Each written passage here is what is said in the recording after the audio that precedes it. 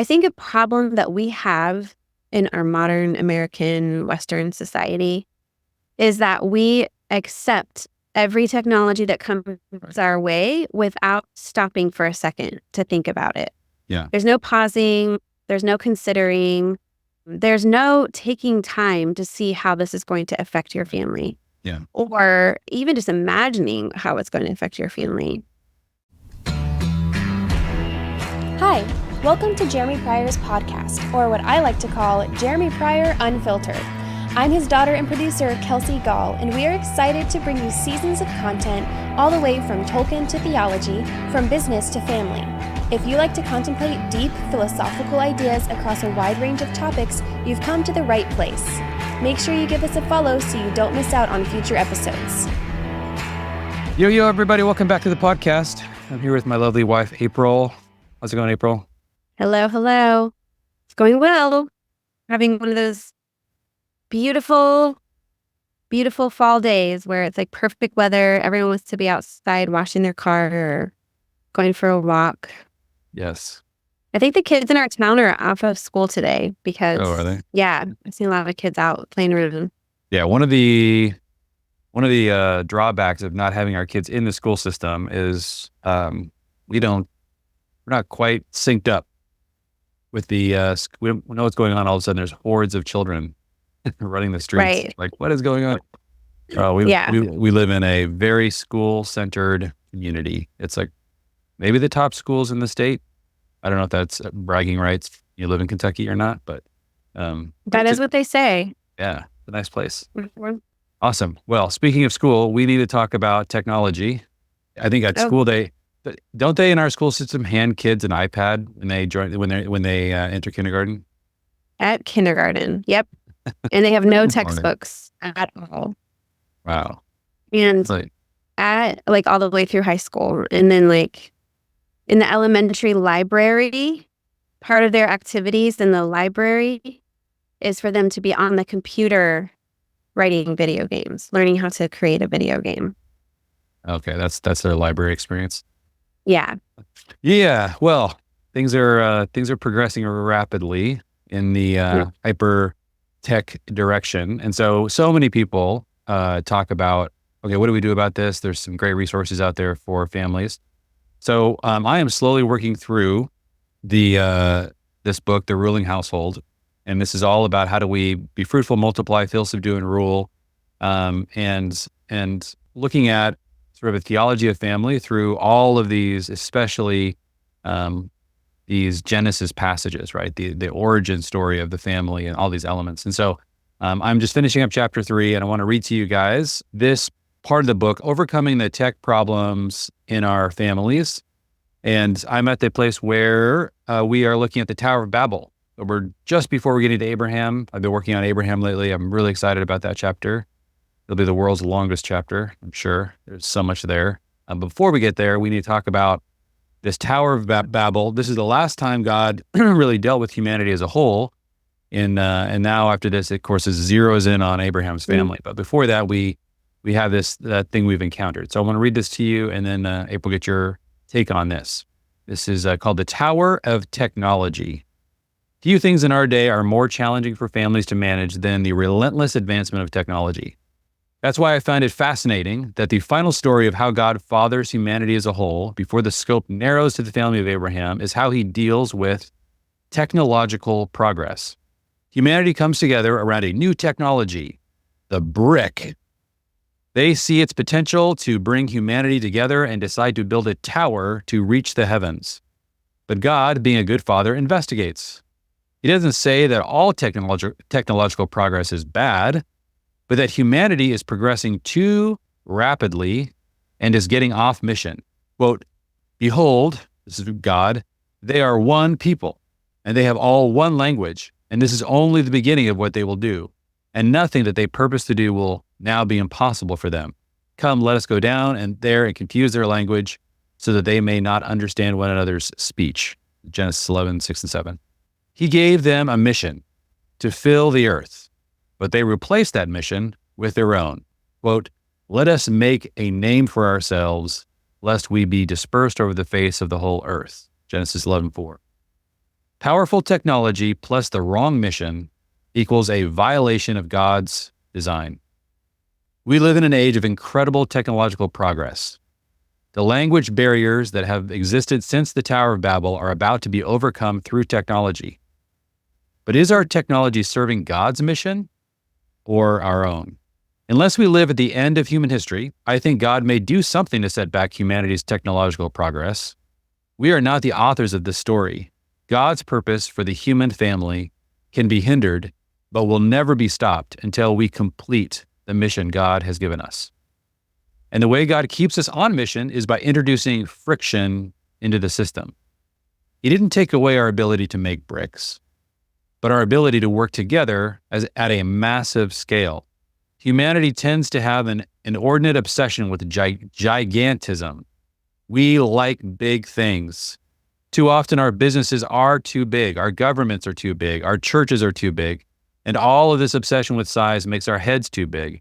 When things get too big, they become disconnected from the earth. We strive to turn everything into a tower with its head in the clouds. But God likes to make things family size. He makes families to rule, and that means we need things to be small enough to be ruled by a family. Making businesses, churches, and governments small enough and connected enough to the ground keeps us from the pride of Babel.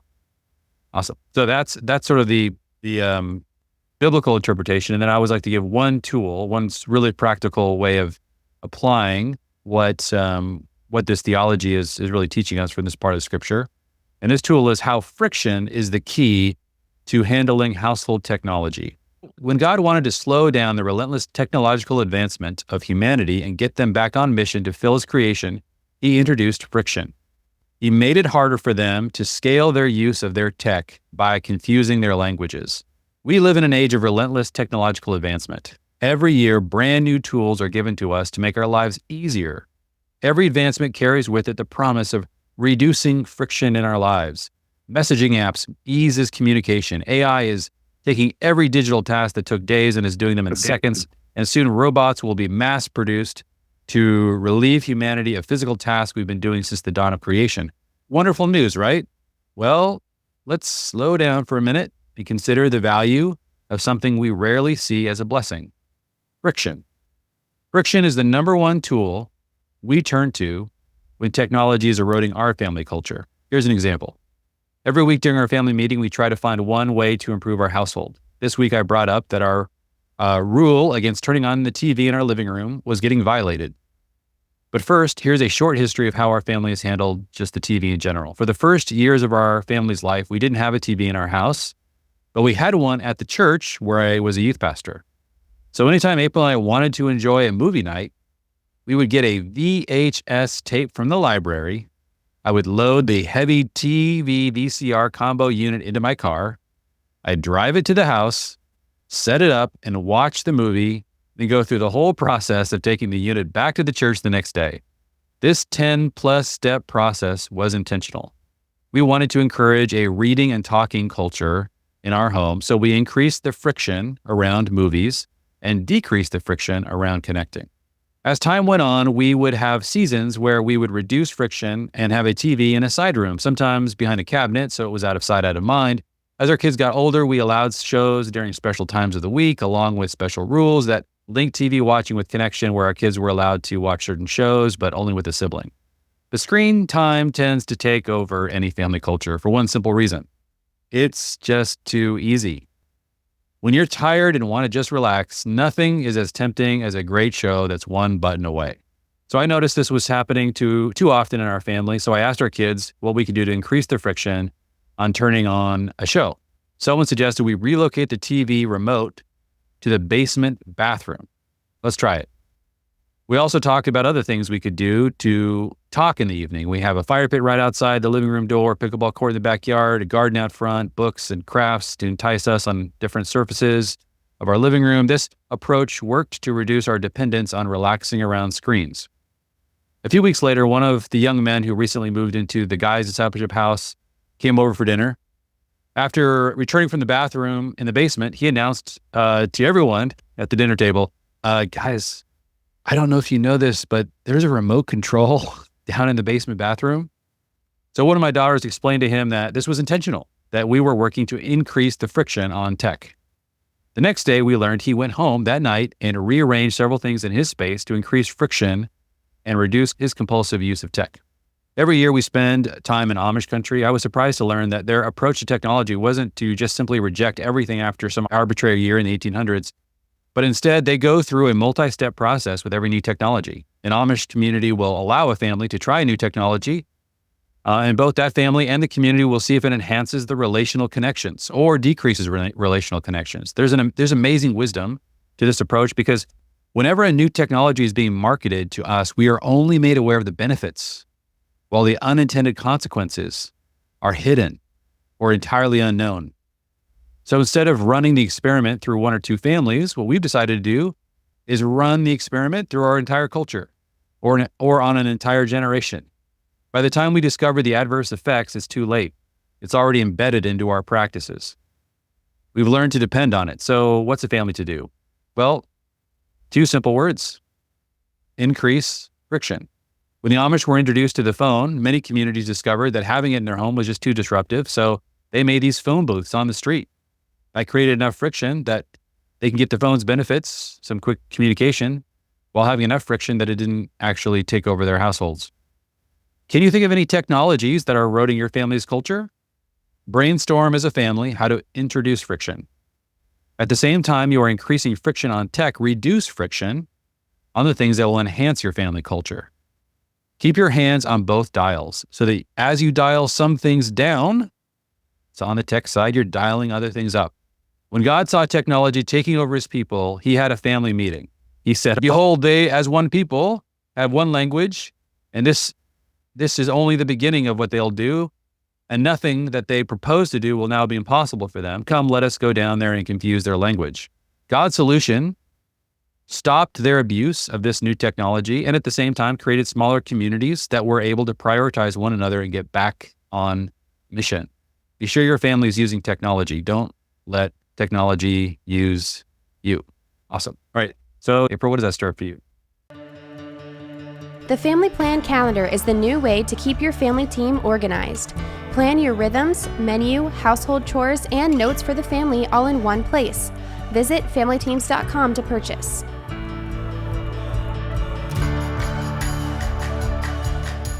We were recently in Japan, and one experience we got to have while we were in Osaka was going up a tower, and they call it the Sky Tower. And two things of note up there. So it was so high that our tour guide warned people and said, if you are uncomfortable with heights, this might not be the thing for you, and you're welcome to stay on the bus. So one of our daughters opted to stay on the bus. So as we were getting off, I was letting the driver know, hey, my daughter's still on the bus. And he didn't understand me. He didn't speak any English. So he got out his phone and clicked on something and had me talk into his phone and say, my daughter is staying on the bus. And he looked at it and read it and gave me a thumbs up. The instant translation. He overcame the language barrier in 30 seconds. Isn't that amazing? That was amazing. Shocking, weird. So you were trying to go up a tower, but you had a problem with language. Yes. Is this where the story's going? Yeah, this is where the story's going. So then we go up this elevator that's, I don't even know how high, like really tall elevator, crazy elevator. Then you get off the elevator and you take some pictures. Then you get on an escalator. This is where it starts to get hairy for those of us who are a little queasy with heights. So this escalator is encased in glass windows, and you're going up further and further and further, and you feel like you are unsupported escalator out in the middle of the air. I mean, it was enclosed. You couldn't feel the air, but looking to the right and to the left and out over the city. And some of us might have been hiding the whole time and missed the view. But you get up there and there's this whole observation, like this cafe, and you can order food and sit down at the tables.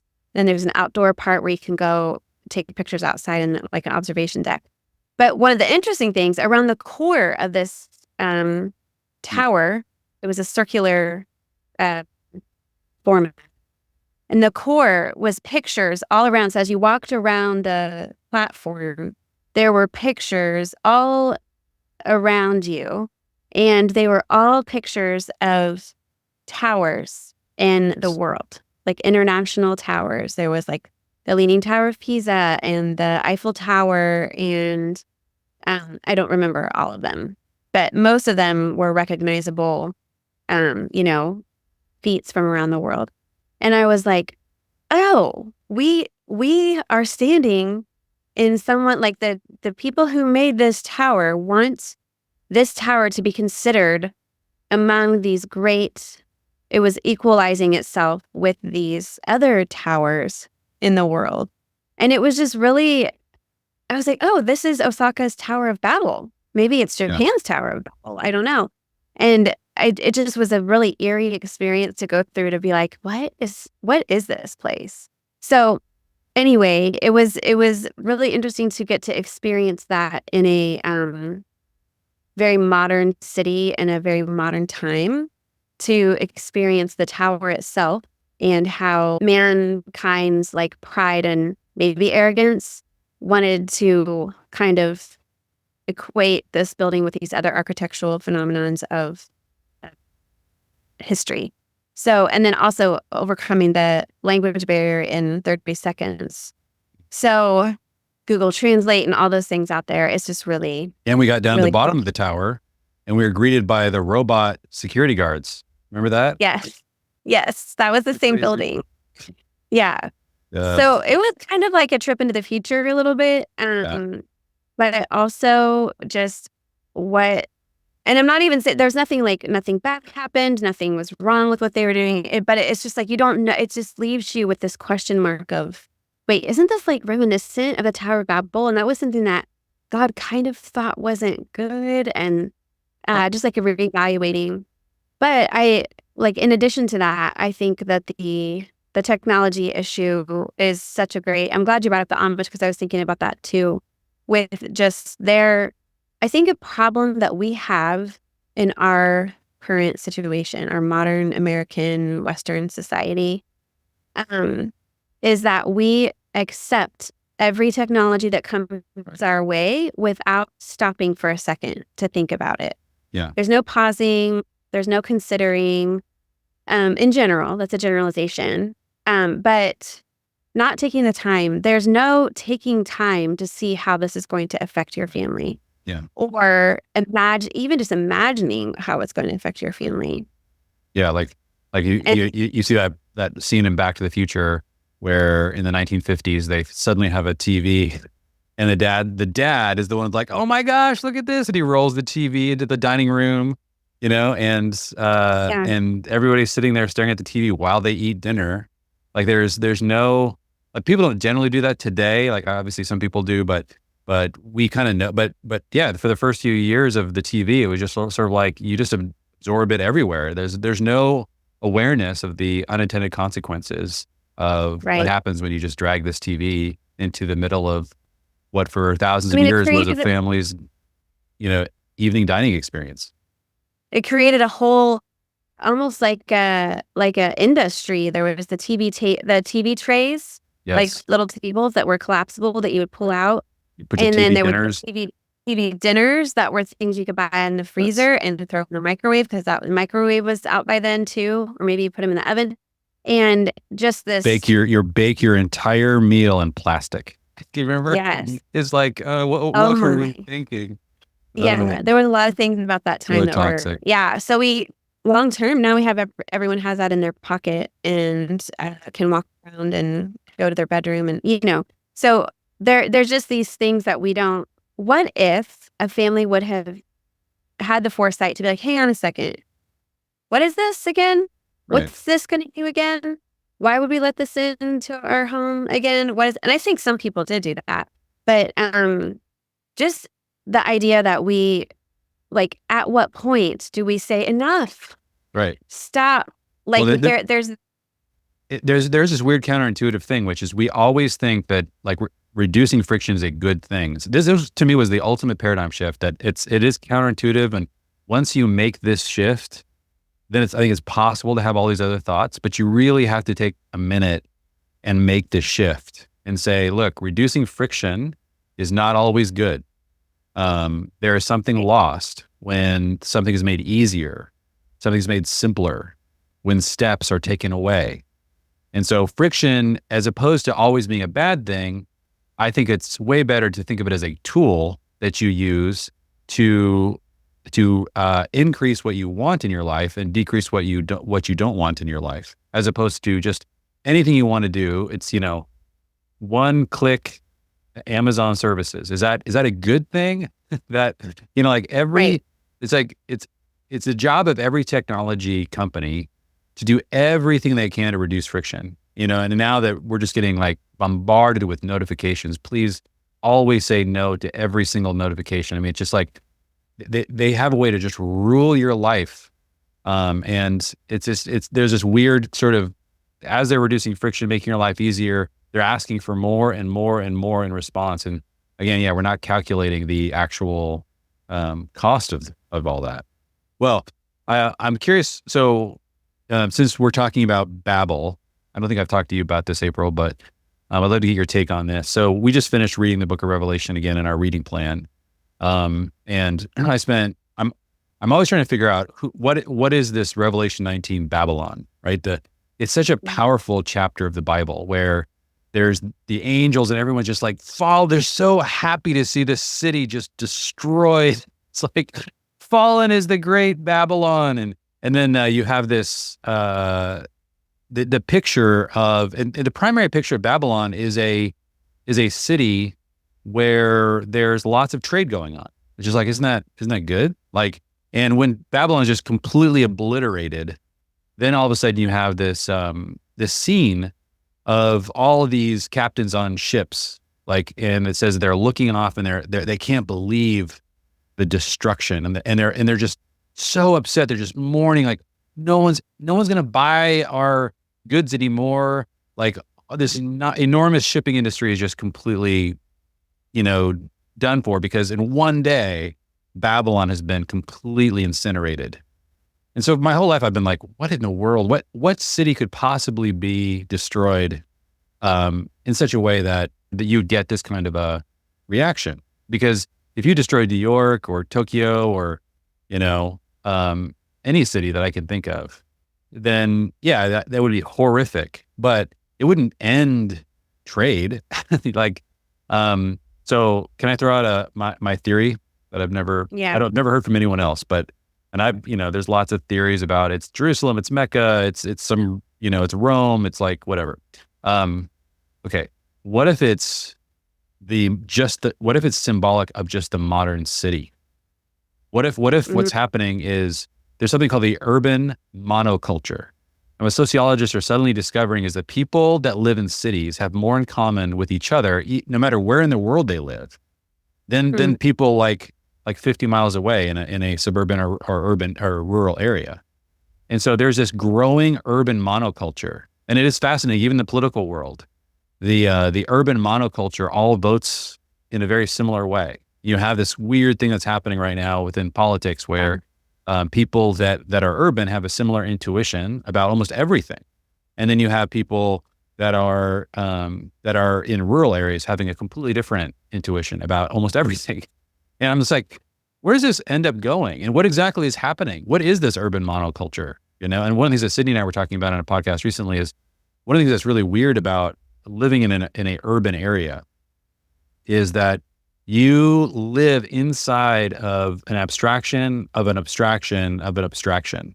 And so it's possible for you to have ideas that never make contact with the ground of reality, right? So we were talking about, like, you're a plumber or a carpenter, like, you basically are constantly struggling with reality. Like, the pipe leaks, the wood didn't fit, I got the wrong nails or whatever. And so you're always being tested, or kind of being brought back into reality. People that live within an urban monoculture and work in a giant high rise in some corporation, they work for a university, they work in media, they work in the creative industries or whatever. Oftentimes they live within a story, within a story, within a story.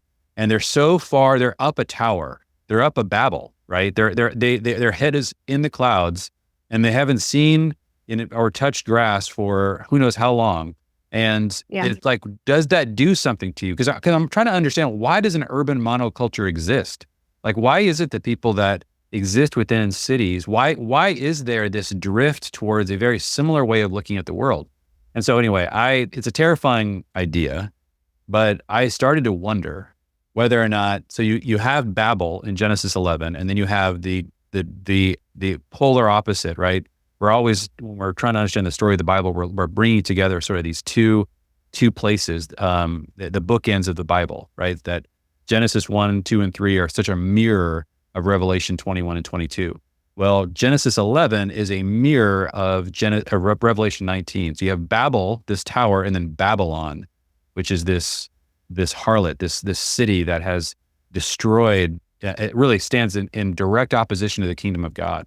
And so this is a theory I'm just contemplating, trying to understand, like, is this urban monoculture possibly the thing that we're watching emerge in our day?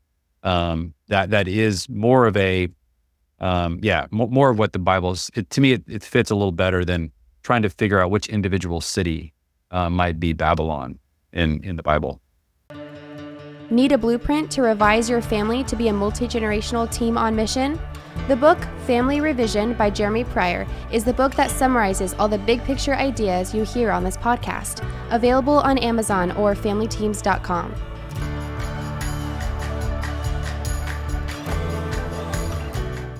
Very interesting.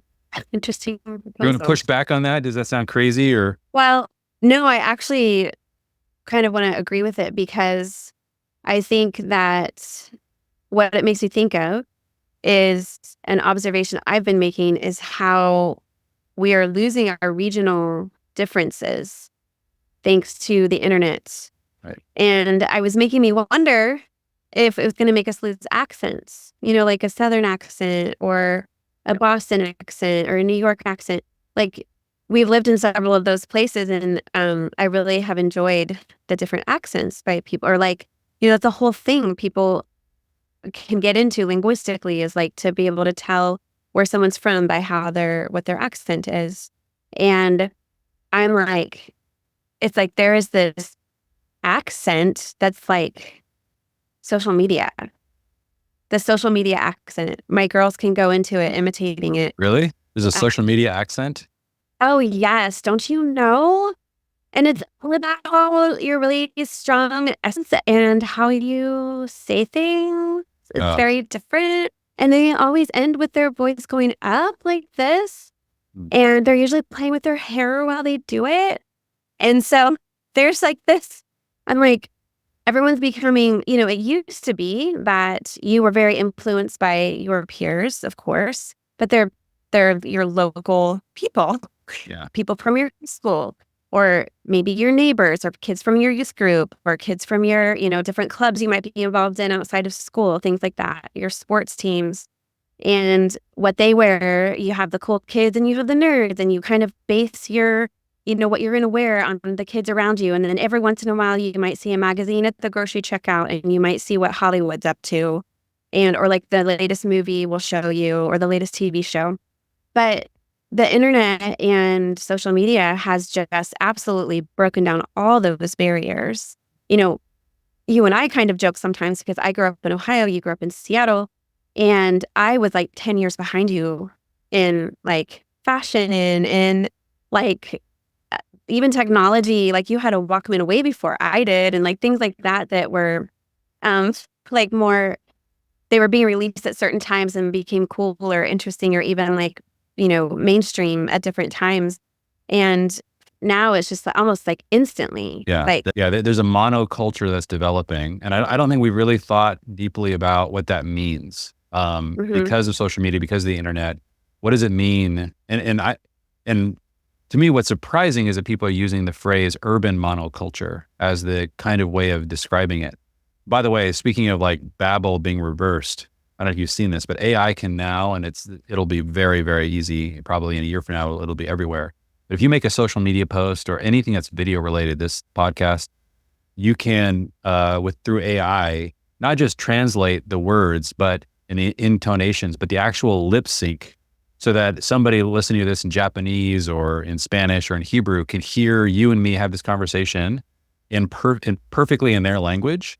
And our inflections and our, you used to dub and it would look ridiculous watching their lips. Anyway, Yeah. it alters the video so that it looks like we're speaking perfect, whatever, Portuguese. So, yeah. Wow. So that to me is, like, in some ways the ultimate reversal of Babel, because it's a technology that solves the problem that God intentionally inserted into the human race in order, again, for us to fulfill the mission he gave us, to go out into the world and to Yeah. fill the world and subdue it, to rule, and this is why it does feel like the family mandate, the family mission given to us in Genesis, and the urban monoculture are in opposition to one another in some way. There's a tension that between these two value sets. The urban places are not healthy places with which to raise large families. Now, you can do it. There are families that have pulled it off, and I think they're amazing. But man, the village, the small, there are places that, small businesses, small villages, things like that. They are designed for family flourishing. Like, they're designed around the idea of you have different families and you want to create that cohesion. Whereas I feel like the urban monoculture is designed to crush the family in some way in order to create a singular culture. And this is what I think shocks so many families, that when they give their children over to the urban monoculture and they then begin to think in a monocultural way as opposed to the distinctive ways of their family's values, there's a shock that I think families have because they don't realize how powerful this urban monoculture is. And I think it's infecting everything through the internet. So you can get access to all of the creative content coming out of the urban monoculture now anywhere you are. So this is a profound challenge. And I think that one of the things that this has created for so many families is really a rethinking of how engaged we need to be in the world. This is why this guy, Rod Dreher, who wrote this book called The Benedict Option, which is basically said, look, this cultural movement is so powerful that if we don't get Amish in some ways, if we don't somehow begin to create a gap between our families and our cultures and the things that we're building and this enormous monoculture that's coming, then I don't know if we're going to be able to reasonably keep our children within the value set that we're raising them in within our faith. And I think there's been huge pushbacks on that, but I think that, one of the conversations that I find really interesting is, Tim Keller, I think probably more than any person within the Christian world, was advocating for Christian families to move into cities and to love the city, according to this sort of Jeremiah mandate. The Israelites were literally in Babylon, and Jeremiah wrote them a letter, saying, seek the prosperity of the city. And so he used this to say, this is a missional mandate that the church needs to pick up and move into cities and become people who love the city.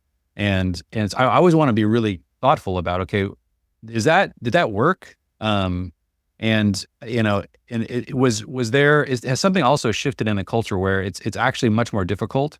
And even the theology of city in the Bible is not a positive one. Remember, the first city we read about, we're reading through Genesis right now in our Bible reading plan. And I just read, I think yesterday, Genesis 4, the building of the first city, which was built by Cain, right? In a direct opposition to the command that God gave to Cain to be a wanderer on the earth. He's like, oh, I'll build a city. And so the theme of the city in the Bible, which I think is really associated with Babylon, is not a positive thing. You have the city of God in Jerusalem, but even that is this garden city. I think that the highest population that most scholars think that Jerusalem had was maybe 30,000 people during the Old Testament, right? You had surges of populations that came into Jerusalem during the pilgrimage festivals. But yeah, I'm just rethinking my theology of city. I am concerned. I'm concerned. I'm a concerned dad. I'm concerned about what I've believed about the city, and that it's this almost like neutral institution or neutral entity within our world. And I'm like, I don't know if it's neutral. I don't know if that's good theology. If you're trapped in the city the way the Israelites were in Babylon, then yeah, you should definitely make the most of it. But I don't know if you should choose to be trapped in the city. I don't know. What do you think, April? Do you want to move to New York with me? No, thank you. Well, I'm a country girl from the beginning, so the slow way of life and staring at cornfields is always more my jam. Yeah. I would say where we live now is kind of like not quite city, but it's definitely not country, somewhere in between. Like we have neighbors that we are very close, and but it's a very safe town. You can walk around and, walk to the convenience store and things like that, walk to the bank and it's family size. It's family size. It's a pretty small town, and we are not too far from like rural situations, rural settings, maybe 15, 20 minutes from us is some rural places. Yeah. But I think I go in and out of my appreciation for both because of being so exposed to both of them. Like for 25 years, I lived in the country. And it's just been, I see positives and negatives to both. I think you have to be careful about isolation when you live in the country, and you have to be aware that you're going to commit to traveling a lot to get to places, to the nearest grocery store, or to get your kids to an event or things like that. As your kids are in the teen years, I think being out in the country would be super hard. From that aspect, lots of things that are happening other places, and either you're driving them there or they're driving themselves, and that has its own set of, situations. And but then also if you have, maybe you want your kids to learn how to, like in the teen years, to like work on the land and work on projects, and then being out in the country is really good for that. So I think it's really hard to figure out. I think a lot of it has to do with the father and his gifting, his ability to steward. There are some men who are built to steward 20 acres of land. They have ideas, they have the know-how, they have the skill, or they're ready to learn. They're just more hands-on people. And, that's not our story. But I think I think there is ebb and flow to both, especially like in the kingdom where it's like the ebb and flow. But when you're talking about like what's to come, it is very questionable, or Yeah. it makes you ask different questions. Yeah, I think that one of the things that kind of this remote work has suddenly done, and if this increases, one of the things that is going to be really interesting to see is for the first time, it really allows people to choose where they want to live. Like the same person could live in a city, could live in a suburb, could live in the rural, and still be able to, have access to the global economy and make, a wage that sort of transcends the wages of their area. And that then puts a lot of pressure on us as families to decide, where do you want to live? Like, what is ideal for my family? And I think when you are given that freedom, this is why I think we need to really start this conversation in earnest. Like, is it healthy to say, oh, I'm moving my kids into the urban core, maybe for missional reasons? And I used to have a lot of interest in that way of thinking. I got a lot of questions now about whether or not that's a good idea. So yeah, I think that this is just the beginning of a conversation. And please let us know what you guys think. Like, as you guys are listening to this, give us feedback. You can hear, like, this is the beginning of a conversation. I'm happy to talk to anybody about their theories about what is Babylon in Revelation 19. Like, please let me know. I'd love to hear from you guys. But yeah, April, thanks so much for jumping on here today, and hope that this was helpful for y'all. Thank you for listening to Jeremy Pryor's podcast. Make sure you hit that follow button so you don't miss out on any future content. Follow Jeremy on Twitter and Instagram, as well as his Substack blog, all linked in the description. See you next time.